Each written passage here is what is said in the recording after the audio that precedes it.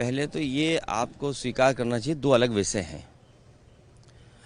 सिंदूर operation में फौज के साहस का, फौज की बहादुरी का, फौज के पराक्रम का उनको हम बधाई देते हैं कि जिन परिस्थितियों में उन्होंने मुकाबला किया, और उन्हें अगर और मौका मिलता तो हो सकता था पीओके भी वो ले लेते।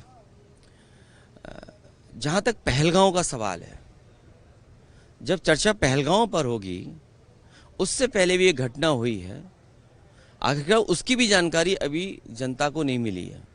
और आप तो जागरूक लोग हैं, पहलगांव में क्या हुआ और उससे पहले जो हमारे जवान शहीद हुए थे उसकी भी जानकारी और सच्चाई अभी तक नहीं मिली है। तो आखिरकार आतंकवाद और आतंकवादी घटनाएं बार बार क्यों हो रही बीजेपी की सरकार में, सवाल तो यही है।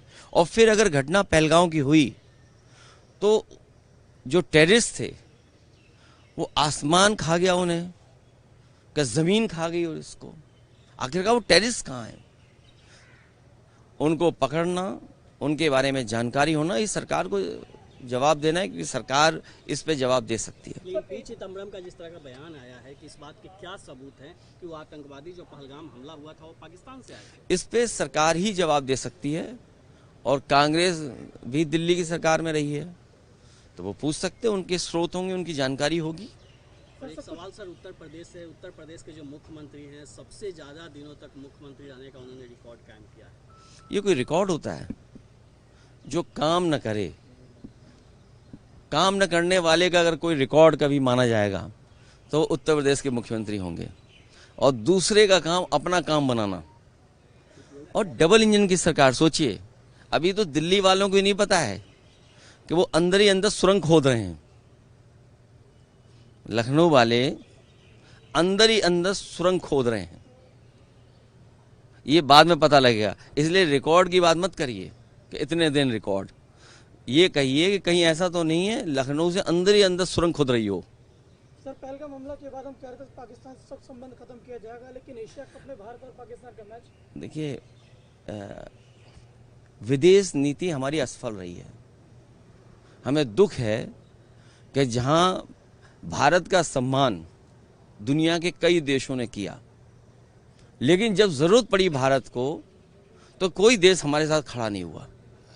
सम्मान अलग दृष्टिकोण है और हमारे साथ खड़ा होना अलग दृष्टिकोण है। तो चिंता का विषय तो यही है कि कोई देश हमारे साथ क्यों नहीं खड़ा है, जब हम व्यापार दे रहे हैं। चीन को कितना व्यापार दे रहा है भारत, आखिरकार व्यापार रुकेगा कि नहीं रुकेगा? और ये तो हम अपने भाषण में बोलेंगे कि भाई कोई प्रोग्राम बनाना चाहिए ना, जैसे नोटबंदी हुई, कोविड में हम लोगों ने थाली और क्या क्या बजाया, तो सरकार का सुनती है ना जनता। तो सरकार को ये फैसला लेना चाहिए कि अगले 10 साल में हम कोई चीन का सामान भारत में नहीं आने देंगे। इकट्ठा तो नहीं रोक सकते। अब सोचिए, अमीरों का तो सब कुछ आ रहा है, लेकिन गरीब के लिए खाद की जरूरत तो कुछ नहीं आ रहा। तो 10 साल में ये कार्यक्रम भारत सरकार को बनाना चाहिए। जैसे हम सब लोगों ने समर्थन दिया था भारत सरकार का, तो ये सरकार भारत की एक कार्यक्रम बनाए कि अगले 10 साल में हम लोग स्वदेशी अपनाएंगे और चीन का कोई सामान नहीं लेंगे। ये जो चर्चा हो रही है, ये वोट के लिए भारतीय जनता पार्टी करती है। पाकिस्तान से ज़्यादा इसलिए करते हैं क्योंकि उसे वोट भी चाहिए, लेकिन असली खतरा चीन से है। ये आप जितने लोग खड़े हो, जागरूक लोग, दिल्ली वालों, सब जानते हो खतरा चीन से है। पाकिस्तान से तो है ही, लेकिन पाकिस्तान से ज़्यादा हमें चीन से खतरा है। इसलिए भारत सरकार एक कार्यक्रम बनाए, 10 साल में कोई भी चीन का सामान हम लोग नहीं लेंगे। आखिरी सवाल सर, कि आरएसएस प्रमुख ने कहा है कि देश का नाम ट्रांसलेट नहीं होना चाहिए, भारत का भारत ही रहना चाहिए। नहीं, हिंदुस्तान भी अच्छा नाम है, हिंदुस्तान बहुत अच्छा नाम है, हिंदुस्तान के नाम में कोई कमी नहीं है। और भारत भी होना चाहिए, इंडिया भी होना चाहिए। इंडिया के साथ कौन था? हम लोग तो भारत के साथ थे, हिंदुस्तान के साथ थे। इंडिया के साथ कौन था?